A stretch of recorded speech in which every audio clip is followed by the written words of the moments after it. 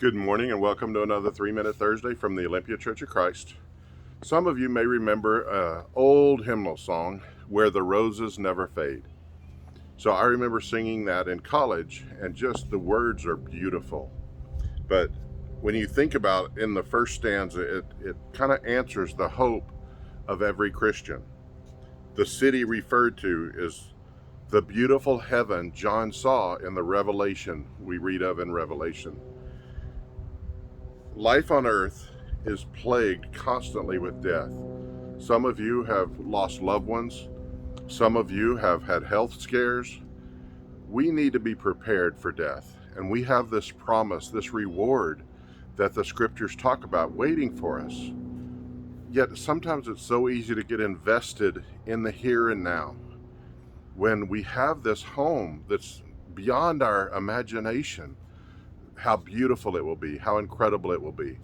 We have different seasons of life where flowers, where roses are going to fade. But heaven is a promise, is a home, is a beauty, is a gift we are offered that will never grow old, will never have the struggles we have here in this life.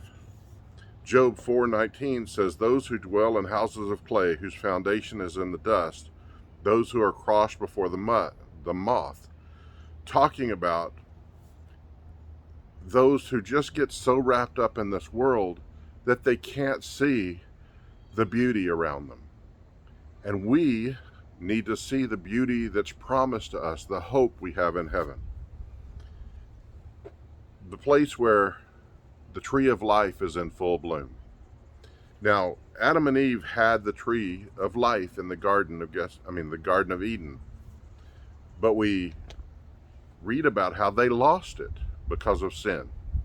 John actually tells us in Revelations 22:1 and 2 that the tree of life is now in heaven, waiting for us to arrive. It says, "A pure river of water of life, clear as crystal, proceeds from the throne of God and the Lamb. In the middle of its street and on either sides of the river sits the tree of life, which bore 12 fruits, each tree yielding its fruit every month. The leaves of the tree were for the healing of the nation." So the tree of life is waiting there for us.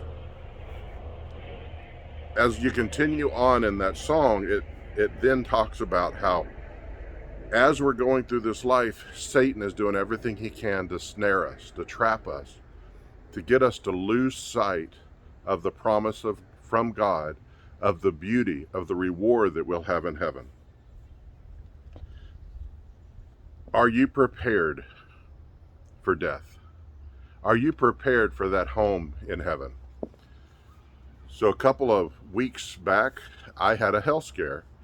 And it really made me think about, I talk about it, I preach about it, but when I literally could have died, it just made me think I need to be more focused and more prepared for that home in heaven, looking forward to it. I just wanted to ask where you are today.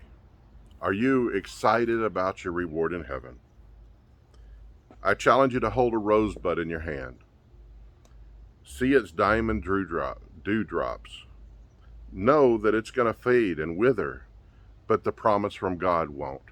The reward will never fade, but it's something that we can lose sight of. And I just challenge you to really consider all the scriptures we have about what it means to accept this reward and to anticipate it. Thanks, and I hope you have a wonderful day.